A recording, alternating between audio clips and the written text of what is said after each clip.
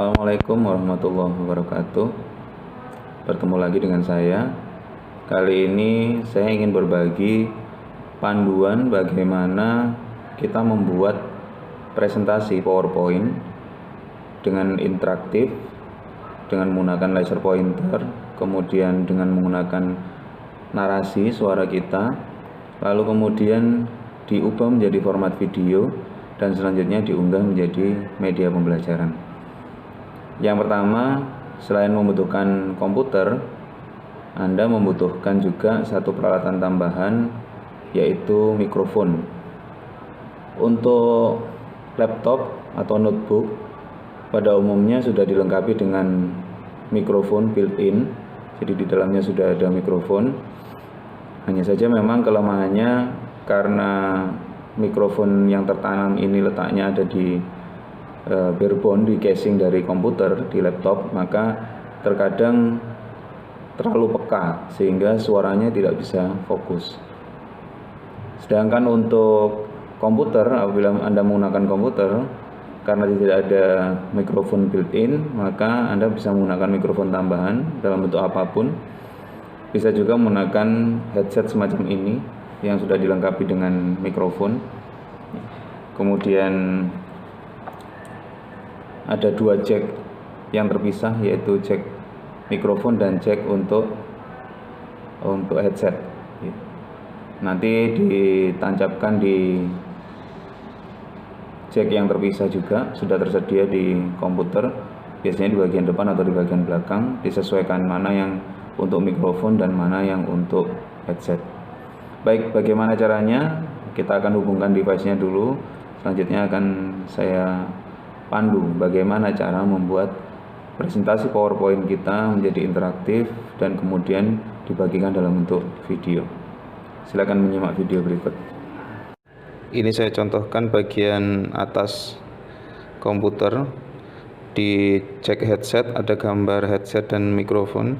Demikian juga di bagian komputer ada gambar headset dan mikrofon. Jadi Anda tinggal mencolokkan saja ke jack yang tersedia.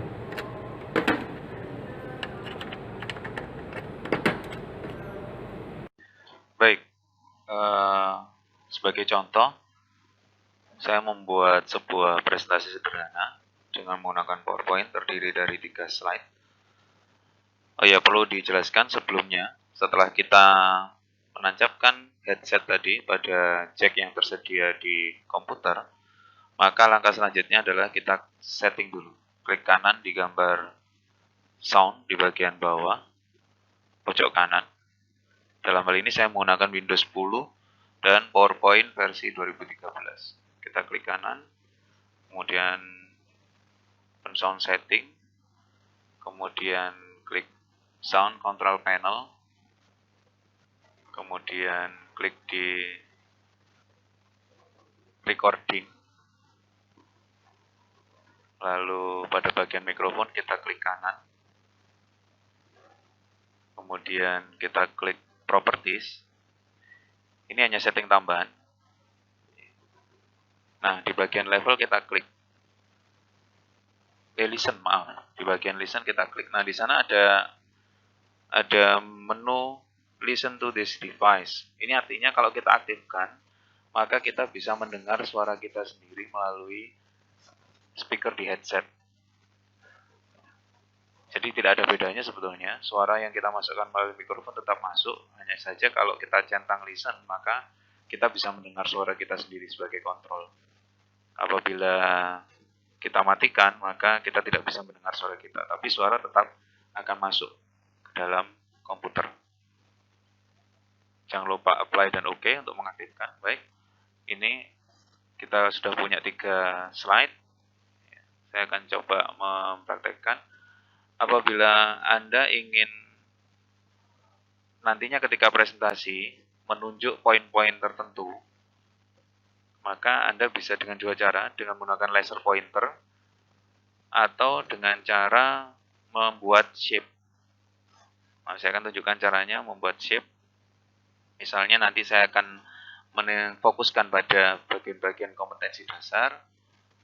Ada 4 item, maka saya bisa fokuskan perhatian pemirsa presentasi itu dengan menggunakan shape. Saya klik shape, saya buat ellipse. Kemudian saya masukkan ellipse 1. Kita rubah settingnya. Fill-nya kita buat no fill supaya kosong. Kemudian kita gandakan. Karena ada 4 item yang ingin kita fokuskan, maka kita gandakan menjadi 4. Jadi kita copy paste 3 kali. Kemudian kita tempatkan pada bagian-bagian yang ingin kita fokuskan.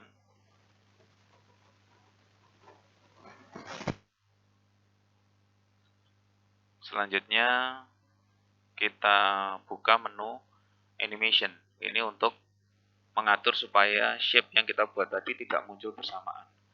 Nah, kita klik shape yang pertama, lalu animation, add animation. Nah, kita klik di bagian yang paling atas. Ini adalah animasi untuk memunculkan objek. Anda bisa pilih. Di sana ada beberapa pilihan animasi. Lalu klik shape yang kedua, add animation lagi. Kemudian klik shape yang ketiga, add animation lagi.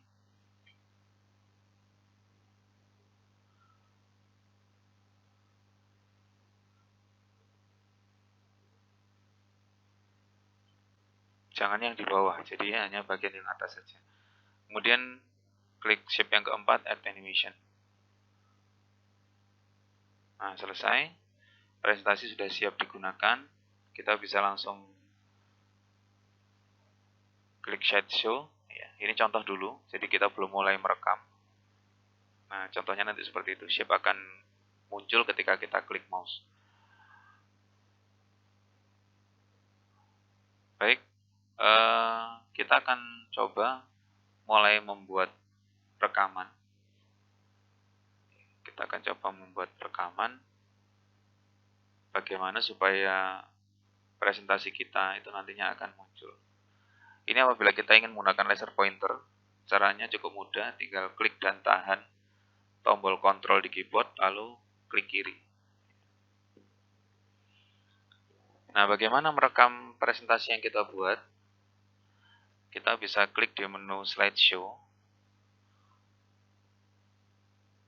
kemudian record slideshow. Nah, start recording from beginning. Artinya kita akan memulai dari slide yang paling awal. Kita klik. Nah, di sana ada pilihan menu, kita aktifkan semua untuk timing, catatan waktu, dan untuk narasi.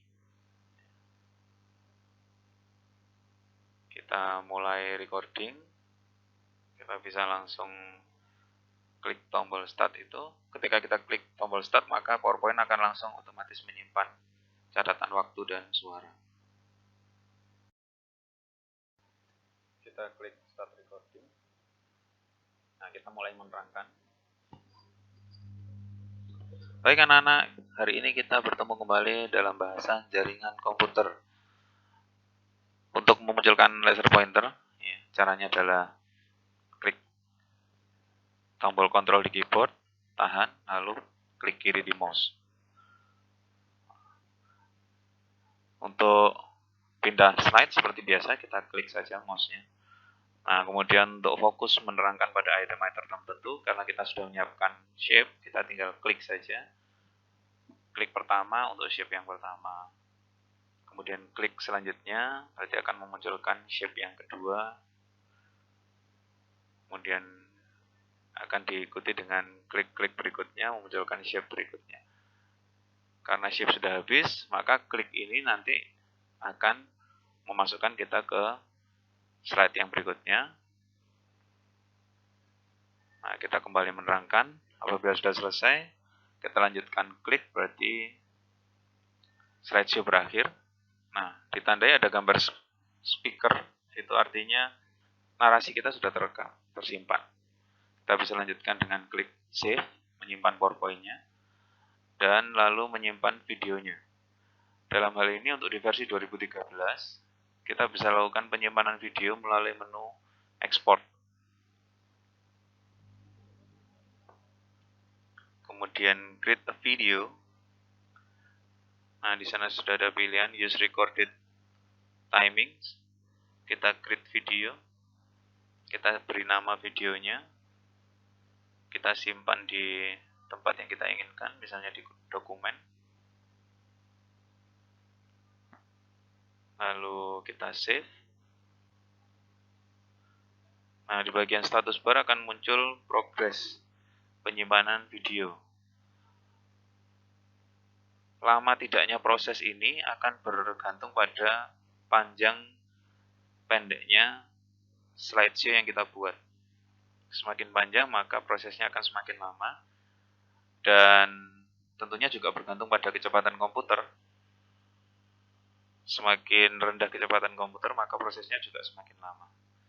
Setelah selesai kita bisa langsung klik di tempat yang tadi kita pilih untuk penyimpanan.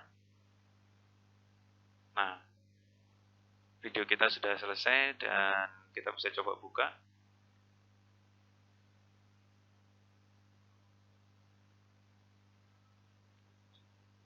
Apabila sudah berjalan sesuai dengan yang kita inginkan dan suara juga sudah terdengar bagus, maka video ini siap untuk kita upload ke aplikasi-aplikasi yang kita gunakan sebagai media pembelajaran.